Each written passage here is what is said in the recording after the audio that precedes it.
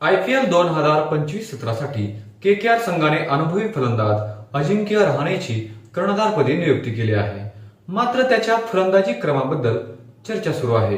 Cricket विश्लेषक आकाश चोप्रा यांनी या संदर्भात चिंता व्यक्त केली आहे.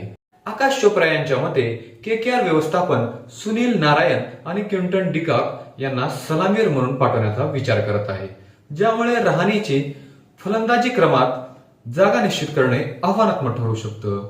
जर रहाणेला सलामीर म्हणून डिकॉक सोबत पाठवलं तर लेफ्ट अँड राईट कॉम्बिनेशनचा फायदा घेतला जाऊ शकतो. तसेच व्यंकटेश अय्यरच्या जागी तिसऱ्या क्रमांकावर रहाणेला खेळवण्याचा विचारही होऊ शकतो. पण या बदलामुळे संघाच्या संतुलनावर परिणाम होऊ शकतो. रहाणेला चौथ्या क्रमांकावर खेळण्याचा पर्यायही उपलब्ध आहे, परंतु त्याच्या फलंदाजी क्रमाबद्दल हा संभ्रम KKR साठी डोकेदुखी ठरू शकतो.